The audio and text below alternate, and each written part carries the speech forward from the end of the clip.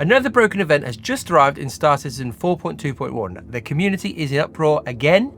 Why does this keep happening? Should some CIG developers be deleted from existence?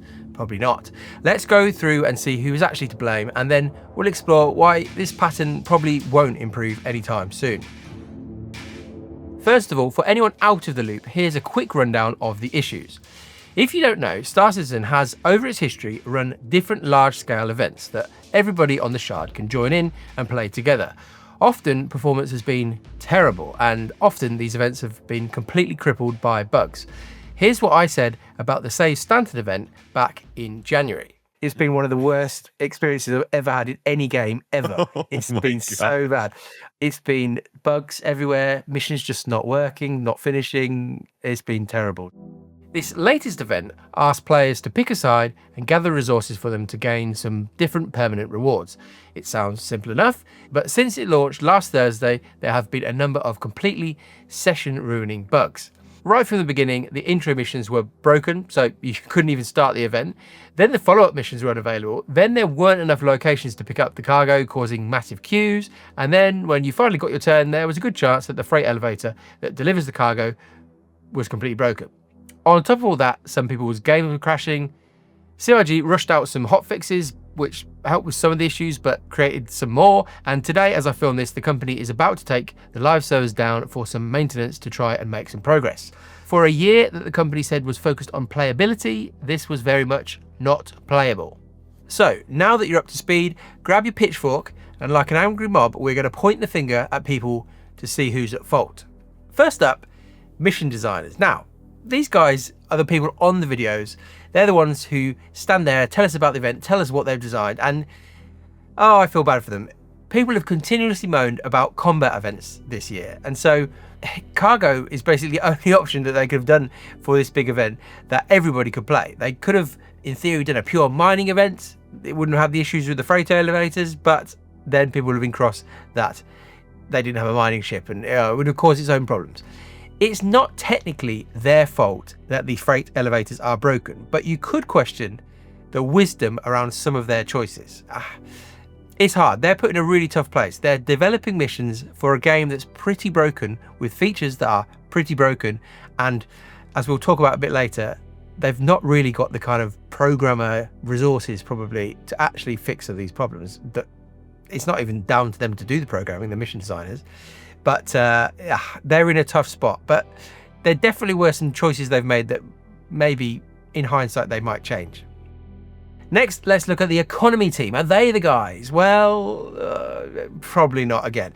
They did make quite a big deal about the fact that they wanted to remove queues from this event in the ISC, the video about this event, but they just created queues in different places. Now, you might say, well, obviously they should have known this. They should have worked this out beforehand, but it's such a complicated game and it's such a big scale, a lot of people. I'm not surprised that it's hard to make good choices around the economy, around how people will move around the system, around which stations people will go to. It is a huge game, very ambitious, and it's complicated. So yes, they probably will look back at this and say, oh, maybe we'd change some things around this event, but it's a relatively new team, the economy team, in its current form at least. And so they probably will, over the next years in reality, have to just make some mistakes and learn from them. But they are not at fault for this whole big thing, really. QA though, now, in theory, this event should have been tested fully by a QA department. People in the company who would have run through the event, worked out what was going, what was working, what wasn't working, and given feedback and then change things. But I do have to question, is there even a fully manned and functioning QA department working on Star Citizen in 2025? Is QA's focus just completely, really, on Squadron 42? And probably a better question, is it even possible to QA a game of Star Citizen's scope and size? I mean, it doesn't look like it, at least. There were significant issues with this that probably should have been picked up by QA. And the way that they threw out some of the hotfixes for this event and just threw them out and then caused more problems would suggest they are skipping some of the QA process at least. And I mean, again, it's not this issue, the issues around the freight elevators not working are not QA's fault, but should some of this got picked up, you would have hoped so. Could we blame the developers, the programmers, the people who should be fixing these bugs? Now, Chad McKinney was the guy coming up with all the freight stuff and the cargo stuff, but he left the company, and it's possible that he left with a huge amount of knowledge about the code and about how this all worked. These have kind of been quite broken from the start, the freight elevators, especially at different locations. There's issues around them, and why haven't these guys fixed this? Why did this end up in the state that it was? And again, I imagine most of the resources within CIG, the programmers, the people who code, they're not looking at Star Citizen right now. Most of them will be working on Squadron. And so have they had the time, these guys, to actually go in and really look at these issues? I wouldn't be completely shocked if they completely rework how the freight elevators work. It's obviously a bit of a botched job, and it's kind of hanging together with tape, the whole system. But I don't know if we can completely blame those guys. Now, is it the marketing team? It's always the marketing team's fault in Star Citizen. Maybe because they have mandated that all these patches come out through the year so they can sell ships. Well, I don't know. It's a bit of a stretch to blame marketing for this event, in my opinion. I think these patches are coming out. That's the plan for the year. Whether they decided that or whether management, which we'll talk about in a minute, would have decided that, I don't know. But I don't know if you can really lay the blame at this one on marketing's fault. Yes, they wanted to sell the Meteor, the new ship that's coming out.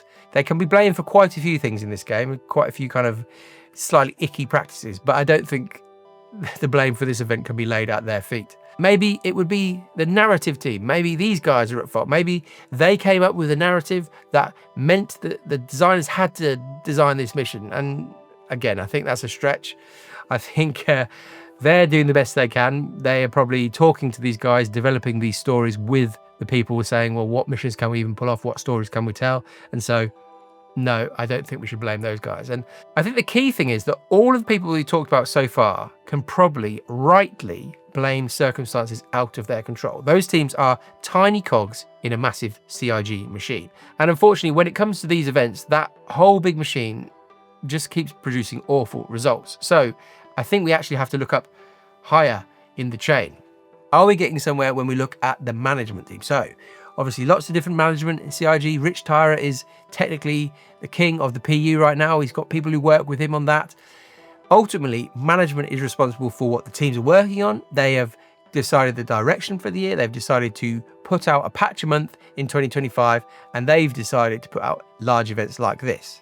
But even they are following orders. They are following orders from on high to focus on Squadron 42, the single player game. And so can you blame the management? They've made these decisions. They've set this up in the way they've set it up. They've made sacrifices, I think, in order to do all the work on Squadron 42. There's a certain amount of sacrifice on Star Citizen, but again, they are just kind of doing what they're told to do, probably to a certain extent. So can you really blame them? I don't know. Let's go right to the top. Is it all Chris Roberts' fault? This is obviously often people blame this man. He gets blamed for a lot, and sometimes and often maybe he is at fault, but he probably isn't at fault for everything that he gets blamed for. Is he to blame for this latest terrible event? Well, maybe indirectly. We assume, will have made the call to focus his company on Squadron 42. But in fairness to him, and I'm going to defend him a little bit here, at this point in 2025, I think that most backers of the project would agree that CIG just has to get Squadron done. The company has been developing potentially the most ambitious MMO, and at the same time, almost silently in the background, making what they hope will be an industry standard sci-fi single player game. Now, doing both at the same time clearly hasn't worked for either game. Both have taken far, far longer than anyone expected. And so I think it's pretty obvious at this point that they should finish the easier one, Squadron, so that they can actually have a proper go at making Star Citizen. CR might be to blame for the company's current focus on Squadron 42, but ultimately I believe, and I think probably most people do, that that's the right choice, even if it does mean that Star Citizen suffers in the meantime. Ultimately, there are probably lots of people who have made small mistakes that led to this latest event being so broken. And some of those mistakes do deserve constructive criticism, but these people are making the best of a pretty tricky situation, which we will explore next. Let's look at how CIG can fix this in the future. Here's the outline of what CIG need to do. And let me warn you, Many people are not going to like how long this will take. Now, as we've already mentioned, the majority of CIG's focus and resources are aimed at finishing off Squadron 42 and releasing it, in theory, in 2026. There seems to be a skeleton crew of people working on Star Citizen patches and content this year. They just don't have the manpower to deliver properly polished releases. And until Squadron is released, Star Citizen is effectively on life support. It's bobbing along, just doing enough to sell ships to keep the project going. And I really believe that real progress can only happen in the MMO after the company has finally put out the single player game.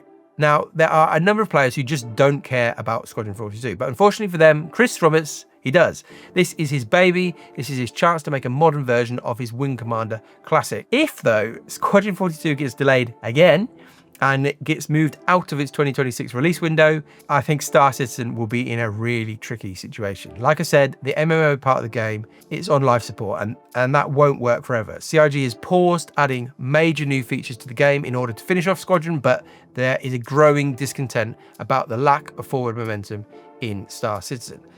The player base will, I think, get more and more riled up until Squadron releases and Star Citizen gets moving forward again. But Squadron releasing won't be enough. CIG needs to completely restructure the company around Star Citizen's persistent universe. Something in CIG's planning, process, and execution of these types of events is fundamentally broken. The cycle has happened so many times now with so many different events, it just seems as though no lessons are being learned. The way that CIG as an organisation functions, it keeps giving us the same results. They keep doing 2 add 2 and hoping that somehow the answer won't be 4 this time. And so once Squadron 42 is released and out the door, some very clever people are going to have to sit down and take a very serious look at how they develop an MMO. Something in the way they do things is broken and it needs to change. Those of you who've been following along the project from the beginning, you might remember the many times that the company has announced that they're going to change the way they do this or how they release patches. Or maybe you remember when they kept insisting that global development, having studios all around the world working 24/7 was a really good thing, but they kind of only just moved things more and more to the Manchester studio over the last few years. As the company has grown, they've had to restructure many times already. But once Squadron 42 is released, the company will have to turn to focus on a completely different product. A game studio that has been shaped over the last few years to work on a single-player space adventure is not going to be fit for purpose to develop an MMO. Don't be surprised if we see people leave. Don't be surprised if we get a letter from Chris Roberts explaining how things need to change in order to make Star Citizen the game of his dreams. There is an unfortunate reality which comes with this plan of mine to finish Squadron and then restructure the whole company. It is time gated until, well, best case scenario, sometime in 2026 when Squadron hopefully releases. And then reorganizing the whole company after that will likely take a significant amount of time.